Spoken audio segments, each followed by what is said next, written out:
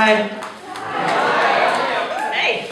So you're obviously an incredibly accomplished technician. If you say so. Yeah. Yes. But you're also a really clean mover beyond what you're doing with your props. You had some very clear head choreography and also just full body movement.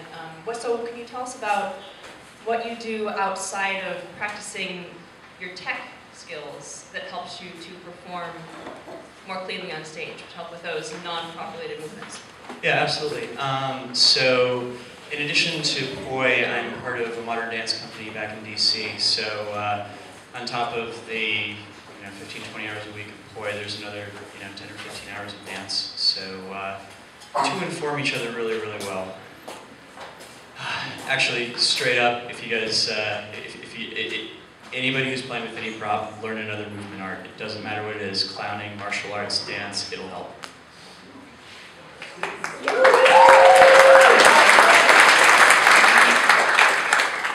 So tech play is usually known as a fairly serious performance. For 2 days, tell us about how you figured out such a playful and fun and engaging character in such a short time to throw together performance.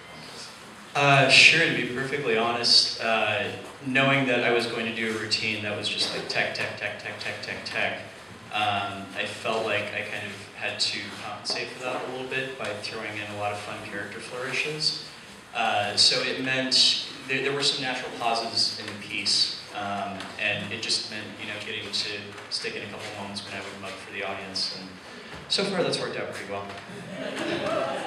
Really, this one I just got incredibly lucky with. It flowed out really, really quickly. I've never had a piece come together this fast before. Woo! So I'll try something a little different, something I think we often struggle with. You're obviously, like you just said, to put in 15 to 20 hours a week spending, and you've been doing that for quite some time. How would you say you motivate yourself? What keeps you going 15 to 20 hours a week for years on end to get to the technical level that you're at? Okay, so this is going to seem like a long story to ask a short question, but when I first started spinning, there was a book I read called Mastery. It's by a guy named George Leonard, and it talked about kind of practices and how you apply yourself to mastering a particular art, and that book essentially became my Bible within like the first year of spinning. And one of the things they really emphasize in that book is, even when you hit a plateau and it seems like you're not getting any better, that you keep practicing. And I've taken up a lot of arts in my life, and it was something that I kind of took for granted, that if I stopped getting better at something, that meant I was never going to get better at it. Once you get over that hump and believe that there's something waiting on the other side, if you just keep working, guess what? There's something waiting on the other side. To be honest, though, after a certain amount of time, it becomes so meditative that the practice itself is the reward.